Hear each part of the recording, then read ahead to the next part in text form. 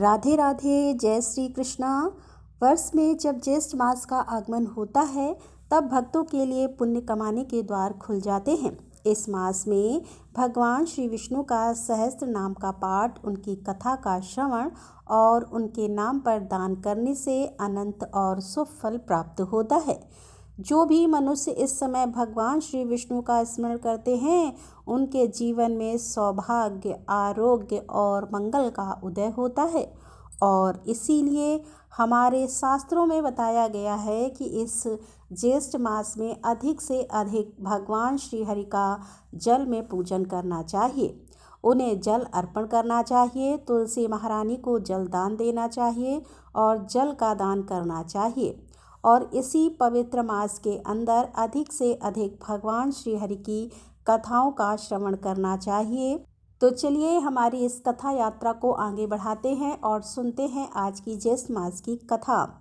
आज की कथा आरंभ करते हैं। ज्येष्ठ मास कथा श्रृंखला की पिछली कड़ी में हमने सुना था कि राजा इंद्रदुम्न भगवान के साक्षात दर्शन करना चाहते हैं और इसीलिए वे अपने पुरोहित से प्रार्थना करते हैं कि ऐसी व्यवस्था की जाए जिससे वे भगवान का दर्शन कर सकें। और उनके पुरोहित उनके छोटे भाई विद्यावती को इस कार्य के लिए नियुक्त करते हैं।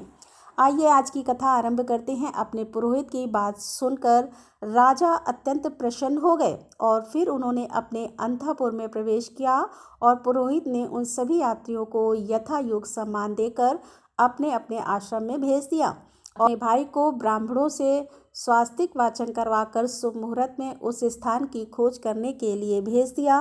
विद्यापति समस्त विश्वसनीय पुरुषों के साथ पुष्प शोभित रथ पर आरूढ़ होकर वहां से प्रस्थान करने लगा।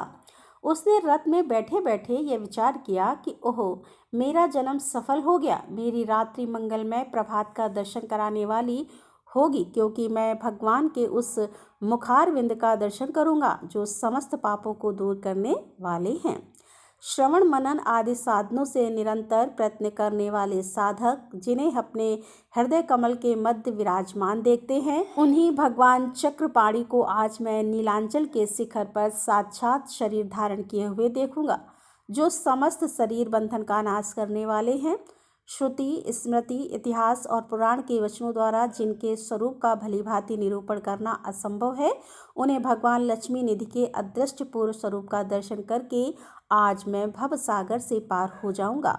जिनके नाम संकीर्तन मात्र से उनका स्मरण करने वाले मनुष्यों के अनेक पापों का संहार हो जाता है, उन्हीं अप्रमेय भगवान जगन्नाथ के नीलगिरी निवासी स्वरूप का आज मैं प्रत्यक्ष दर्शन करने जा रहा हूँ। जिनके रोम रोम में असंख्य ब्रह्मांडों की मालाएं हैं और जिनके सहस्त्रों मस्तक, चरण और नेत्र हैं, जिनके निश्वास वायु से संपूर्ण वेदों की राशि प्रकट हुई है और जो सभी प्रपंचों के स्वामी हैं, उन पुराण पुरुष भगवान विष्णु की मैं शरण लेता हूँ। मेरा कैसा भाग्य है कि इन्हीं चर्म छछुओं से मैं जगत के आदि कारण भगवान नारायण का दर्शन कर पाऊंगा। इसी विचार में पड़े हुए प्रसन्न चित्त ब्राह्मण को रथ के वेग से लांघे हुए विशाल मार्ग का कुछ पता ही नहीं चला। मार्ग में मिले हुए अनेक वन, पर्वत, दुर्गम स्थानों को देखते हुए वे सूर्यास्त के समय महानदी के तट पर जा पहुंचे। उन्होंने रथ से उतरकर विधि पूर्वक नित्य कर्म किया, साय संध्या करके भगवान मधुसूदन का ध्यान किया और तत्पश्चात रथ पर बैठे बैठे ही रात्रि बिताई। प्रातःकाल होते ही शीघ्र ही महानदी को पार किया। फिर प्रातःकालीन कृत्य समाप्त करके रथ पर आरूढ़ होकर भगवान गोविंद का चिंतन करने लगे और आगे प्रस्थान किया। भगवान के निकट जाने वाले मार्ग को देखते हुए वे काम्रवन में पहुँचे। उसके बाद कल्पवट में विभूषित गगनचुंबी नीलांचल का शिखर देखा, जो दशकों के पापों का नाश करने वाला है। साक्षात शरीरधारी भगवान विष्णु के उस अद्भुत निवास स्थान को देखते ही विद्यापति नीलांचल की उपत्यका यानी कि उसकी तराई में जाकर पहुँच गए। अब वे भगवान के दर्शन के लिए अत्यंत उत्कंठित हो रहे थे, लेकिन आगे बढ़ने का कोई मार्ग नहीं मिल रहा था।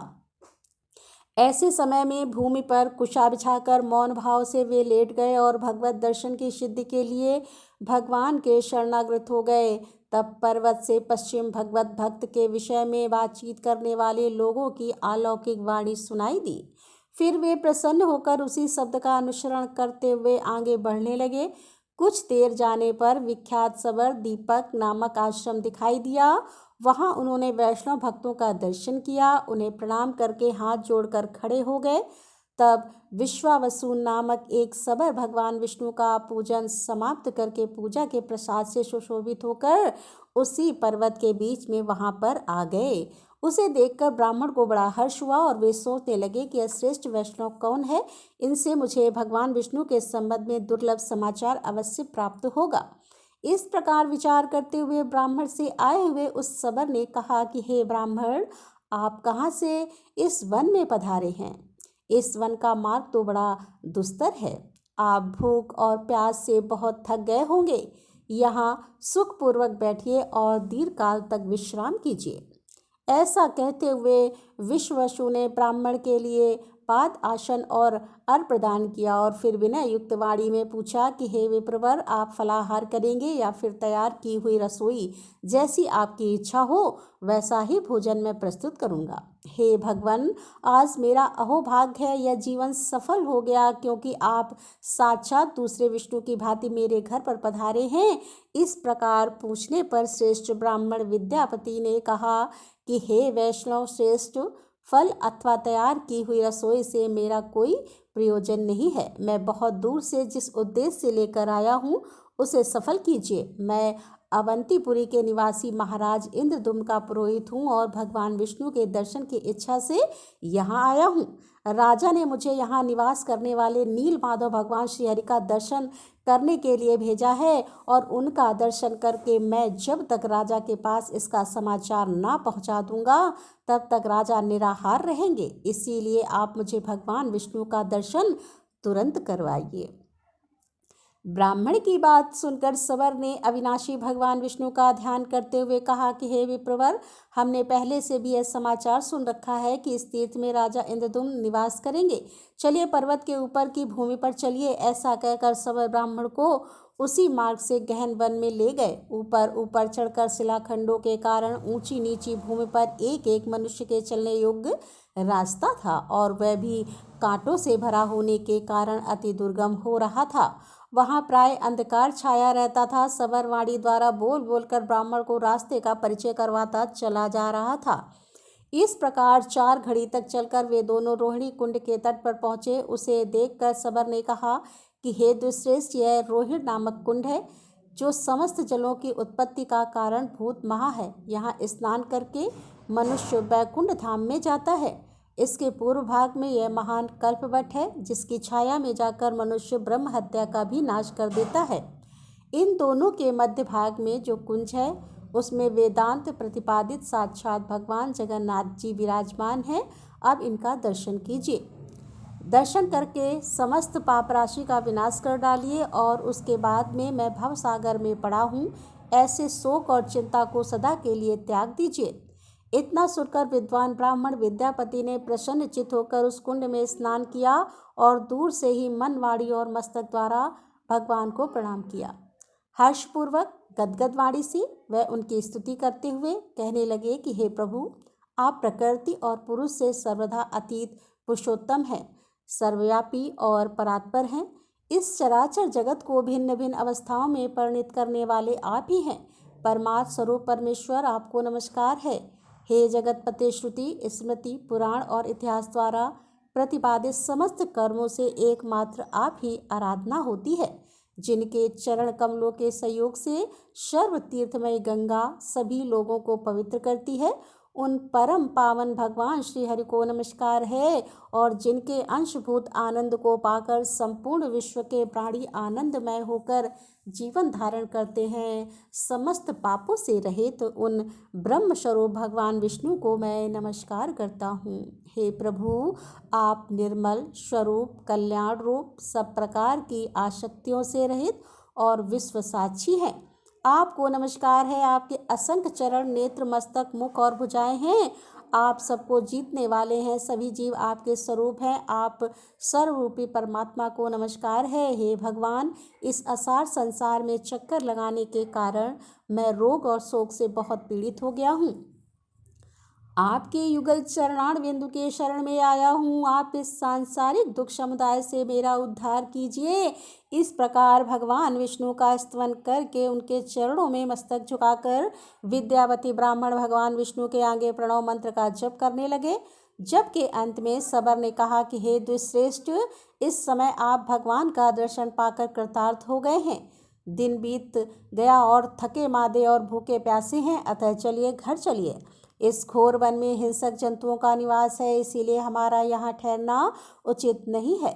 जब तक सूर्य की किरणों का प्रकाश है तब तक ही हम लोग अपने घर पहुँच जाएं तो अच्छा है। ऐसा कहकर ब्राह्मण के साथ सबर शीघ्रतापूर्वक आश्रम को लौट आए। ब्राह्मण भी आनंद सागर भगवान जगन्नाथ के ध्यान में डूबे रहे, अतः उन्हें भूख प्यास और थकावट से प्राप्त होने वाले दुखों का अनुभव भी नहीं हुआ। भगवत चिंतन में संलग्न होने से शरीर में उनकी आस्था नहीं रह गई थी। वे शरीर स्थिति से ऊपर उठ चुके थे। घर आने पर सबर ने ब्राह्मण अतिथि को अनेक प्रकार के पवित्र दिव्य पदार्थ देकर भली भांति उनका पूजन किया। उसके बाद सबर के दिए हुए राज उचित उपचारों से पूर्णतः तृप्त होकर ब्राह्मण को बड़ा विस्मय हुआ। उन्होंने चकित होकर कहा कि हे साधु, तुमने मेरे सत्कार के लिए जो यह अलौकिक वस्तुएं समर्पित की हैं, उनका दर्शन तो राजाओं ने भी नहीं किया है। फिर तुम्हारे घर में ऐसी दिव्य वस्तुओं का संग्रह आश्चर्य की बात है। यह सुनकर सबर ने कहा कि हे दुश्रेष्ठ, इंद्र आदि देवता प्रतिदिन दिव्य उपचार लेकर जगन्नाथ जी की पूजा करने के लिए यहाँ पर आते हैं। पूजा करके भक्तिपूर्वक स्तुति और नमस्कार करते हैं। वे गीत वाद और नृत्य द्वारा भगवान को संतुष्ट करके अपने अपने स्थान में चले जाते हैं। यह सभी दिव्य पदार्थ जगन्नाथ जी के ही प्रसाद हैं जो मैंने आपको अर्पित किए हैं। भगवान के इस प्रसाद को खाकर हम लोगों के रोग और बुढ़ापे का नाश हो गया। जिसके सेवन से मनुष्य मोक्ष का भागी होता है, उस प्रसाद का यदि ऐसा प्रभाव हो तो यह कोई आश्चर्य की बात नहीं है। भगवत प्रसाद का यह दुर्लभ प्रभाव सुनकर ब्राह्मण के शरीर में रोमांच हुआ और आनंद के आंसुओं से उनकी आंखें बंद हो गईं। उन्होंने अपने को कृतार्थ मानते हुए कहा, यह सबर कुल में उत्पन्न मनुष्य प्रतिदिन अविनाशी परमात्मा का दर्शन करता है और उनके प्रसाद रूप दिव्य भोग का उपभोग करता है। इस पृथ्वी पर चराचर जगत में इसके समान भाग्यवान दूसरा कौन हो सकता है। इसके साथ ही मैत्री करके मैं भी इस वन में निवास करूंगा। इस प्रकार दीर्घ काल तक विचार करके भगवान श्री विष्णु में मन लगाए रहने वाले उस ब्राह्मण ने सबर से कहा, यदि मुझ पर तुम्हारा अनुग्रह हो तो मैं तुम्हारे साथ मित्रता करूंगा। यह मेरे मन का महान निश्चय है। बड़े भाग्य से तुम्हारे साथ समागम हुआ है। अब तुम्हारे प्रसाद से मैं इस दुस्तर भव सागर को पार करना चाहता हूँ। वैष्णव के साथ मित्रता होना दुखमय संसार से पार करने वाला है। इसी को इस आसार संसार सागर में सार वस्तु बताकर साधु पुरुष इसकी सराहना करते हुए तुम जैसे मित्र के सहवास से कमल के समान नेत्रों वाले भगवान विष्णु का पुनः प्रत्यक्ष दर्शन होगा। हे सखे, मेरे लौट जाने पर राजा इंद्रदुम्न भगवान की आराधना करने के लिए यहीं पर आकर निवास करेंगे। उनकी इच्छा है यहाँ एक विशाल मंदिर बनवाया जाए जो भगवान को प्रिय हो। जगन्नाथ जी की पूजा के लिए सहस्त्रों उपचारों का प्रबंध करूँगा। यह उनकी महाप्रतिज्ञा है। यह सुनकर सबर ने कहा कि हे सखे, यह भी पुरातन काल से वैसी ही बात प्रसिद्ध है जैसी कि आपने इंद्रदुम्न के आगमन के संबंध में कही थी। केवल इतनी ही बात होगी कि राजा यहाँ नील माधव का दर्शन नहीं कर सकेंगे। भगवान ने यमराज से एक प्रतिज्ञा की है, उसके अनुसार वे शीघ्र ही स्वर्णमय बालुका में छिपकर अदृश्य हो जाएंगे। आपने महान सौभाग्य के फलस्वरूप भगवान का प्रत्यक्ष दर्शन कर लिया। राजा इंद्रदुम्न के आने पर निश्चय ही भगवान आंखों से ओझल हो जाएंगे, लेकिन यह बात आपको राजा के आगे नहीं करनी चाहिए। राजा जब यहाँ पर आकर भगवान को नहीं देखेंगे और अन्न जल त्याग कर मरने को तैयार हो जाएंगे, उस समय स्वप्न में उन्हें भगवान गदाधर का दर्शन होगा और उन्हीं के आदेश से वे भगवान की काष्ठ में 4 मूर्तियों को ब्रह्मा जी के द्वारा स्थापित करवाकर भक्तिपूर्वक उनकी पूजा करेंगे। इस प्रकार परस्पर पुण्यमय बातों की चर्चा करते हुए ब्राह्मण और वह सवर दोनों सुंदर स्थान में पल्लव बिछी हुई सैया पर सो गए और तत्पश्चात एक नई यात्रा आरंभ होने वाली थी। और वह क्या थी, उसका श्रवण हम करेंगे हमारी इसी ज्येष्ठ मास की कथा श्रृंखला की अगली कड़ी में। अगर आपको यह कथा सुनना अच्छा लग रहा है तो इसे लाइक कीजिए, अपने परिवार में सबको शेयर कर दीजिए और याद से आपके अपने चैनल रीता शुक्ला को सब्सक्राइब कर लीजिए। तो दोस्तों, इसी कथा श्रृंखला की अगली कड़ी के साथ मिलते हैं कल। तब तक के लिए राधे राधे, जय श्री कृष्णा, हर हर महादेव, जय भोलेनाथ की।